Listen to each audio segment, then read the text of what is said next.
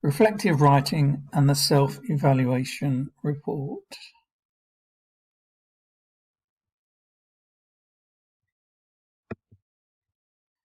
So what is the nature and purpose of reflective writing? Well, the key thing to think about is the fact that reflective writing involves looking back over an experience, over something that has happened. And the experience is very often, at least partly, that of the writer, the student in this instance. The reason why reflective writing is important is it enables us to understand what has happened so that we can make improvements for the future, so that we can learn from the experiences that we've been under. So we look back on past experiences in time to then make sure that we're prepared for future experiences where we may want to be ready for what occurs. Now, what's the difference between the personal and the academic? Well, most students' submitted work is what's called academic writing. Where the reflective journal is interesting is that it enables students to talk about their personal experience, and this involves personal writing.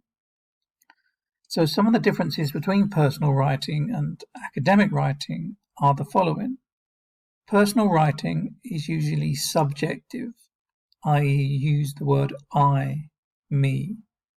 It's the form of a narrative which is exploring your own experiences. Academic writing, on the other hand, is analytical, it's argumentative. You don't tend to use the words I or me. The focus is less on experience than on external facts. Personal writing is often non-technical because you're talking about feelings and experiences. In that sense, it can be imprecise. Academic writing, however, requires technical terminology, technical writing, and this has to be very precise, very clear, so that you can establish your meaning. Personal writing can be more informal, whereas academic writing has to be formal. So we can think about it in terms of this.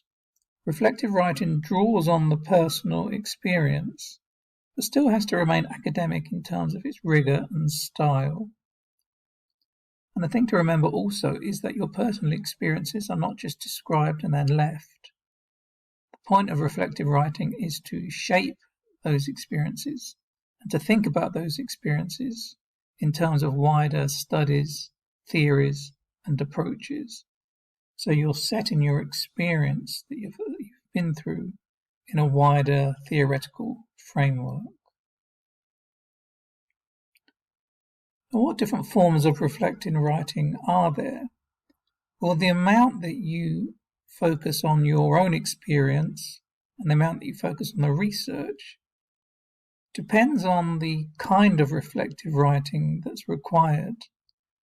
For example, the reflective journal. This tends much more towards the personal experience, what happened to me, how I felt about it. But it can still be informed by research. For example, are any theories that I looked at relevant? Can I make sense of my personal experience based on some papers or studies that I've read? The reflective journal is often chronological in that it's a bit like a diary that takes account of what's happened in terms of time and date. So would begin at your first journal entry and then end in your last journal entry. The reflective essay. Now this may be based on a journal, but would tend to draw more systematically on research. And this would be research that you've done in your own time and that your lecturers have covered in lectures and lessons. It looks at your personal experience, but may adopt a more theoretical approach to interpret that experience. So rather than just describing what happened, you're using theory to make sense of what happened. As a result, this will tend to be more conceptual in structure rather than chronological, and you might be talking about ideas rather than events over time. As it's an essay, it will have an introduction, a main body, and a conclusion with, of course, recommendations. A third example of reflective writing is the reflective report. Now, this will adopt a much more systematic report structure with which you'll probably be familiar, and may well include a literature review to set the experience in the context of existing research. So, for example, if you're talking about your experience on a hospital placement, you might be interested in thinking about what people have had to say about hospital experiences and whether your experience matches the kind of theoretical research that you've studied or read. A fourth form of reflective writing is the self-evaluation report. And this adopts a systematic structure and is focused on your performance in a specific task or situation. And as a result, this may employ assignment assessment criteria. So how can we organise, how can we structure our reflective writing? Well, one way of doing that is to use a framework. And this disciplines and orders and shapes our reflective writing. One approach by Rolf, Freshwater and Jasper is the what, so what, now what structure. So first of all, we think about what's happened, what's the situation. So we outline the situation, we give the facts, what was the situation, who were the participants, what were the problems faced. So we're explaining what the situation was. Then we move on to so what. And this is where we think about what we've learned about ourselves, about others, about what we're going to do, what we've done, and maybe show why it is important. Finally, now what? We've been through the experience. How can we use that experience? This is where you talk about the implications for your future practice and how future outcomes could be improved. What have you learned from your experience? What mistakes were made? How will you avoid them in future? A second framework from the reflective practitioner by D. Shon is the before an experience, during an experience, and after an experience. Again, notice the chronological structure there. So you might think about before you do your experience, your hospital placement, what do you think might happen? What are your expectations? What might be the challenges? And what do you need to know in order to be best prepared for these? And of course, what's interesting is that the things that you think might happen, or the challenges that you think you might face, may well be wide of the mark, that the actual experience was a surprise. So then we move on to the during an experience mode. So you're midway through your experience. What's happening? You're making quick decisions. How are the experiences unfolding? Is it working out as you expected? Are you dealing with the challenges that you expected? Are there different challenges? Is there anything you can say or do or think that might make the experience successful? Are you doing anything wrong? And more importantly, what are you learning from this? Then the experience is over and you can look back upon it. And when we've been through an experience, it's good to be able to look back from a position of calm and understanding.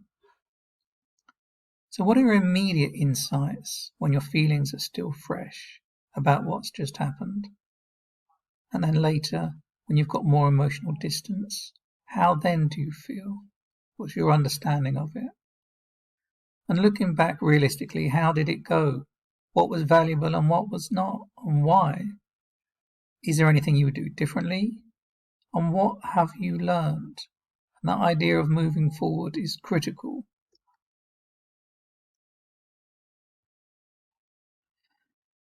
Framework 3, based on D. Kolb's thinking, is looking at experiential learning. Notice it's in the form of a circle, which implies a cyclical structure. We'll start at the top with a concrete experience, and this is doing or having an experience. So in our example, we've got our hospital placement for a healthcare student. Reflective observation. During the experience, you're going to be reviewing and reflecting on the experience. Then you're going to be thinking about abstract conceptualization, concluding, learning from the experience. What do we take from it? Then we move on to what's called active experimentation. And this is where we think about planning ahead for our next experience, or trying out or testing what we've learned. So then we move on to a second concrete experience, and again the process of reflective observation, so that we move round and round in a circle. And this becomes a model for all our experiences and our development as human beings and as students. In 1988, Gibbs adapted this experiential learning cycle to incorporate feelings. So again, we've got the cyclical circular format. We've got the description of what happened, but introduced in there is the idea of our feelings. What were we thinking and feeling during the experience? Were we nervous? Why? Did we feel afraid? Why? Did we feel confident? Why? What was good or bad about the experience? And what sense can we make of what happened? Were we overconfident? Were we too pushy? Were we too shy? Were we too reserved? Could we have acted differently? And if the situation arose again, what would we do differently? And then, of course, the next event would be the description. So we've got 4 frameworks or 4 structures that you can build your reflective writing around. And it's always useful to have some kind of a structure. As reflective writing, it can be very easy to just ramble and drift around. So what are the key points that we can take from today's session? Well, reflective writing looks back over something, an experience, an event, an object, an idea, something that you've been through, something meaningful. You're looking back over your shoulder at what's happened, you're reflecting on.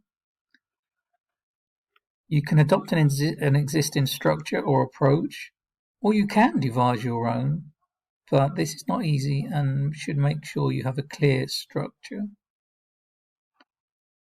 Some reflective writing can be about personal experience, so it's important to include your own personal impressions. But more effective reflective writing puts these personal impressions in a wider theoretical context. So you can think about theories, ideas that you've studied, and use them to shed light on your own experience. And this is why we can say that reflective writing analyzes and evaluates rather than just describes. And the final key point, reflective writing includes recommendations. It's a tool to establish how you can improve for the future, and it can show your tutors that you've learned from an experience and that you've got plans for how you move forward. Finally, our resources, and thank you for listening today.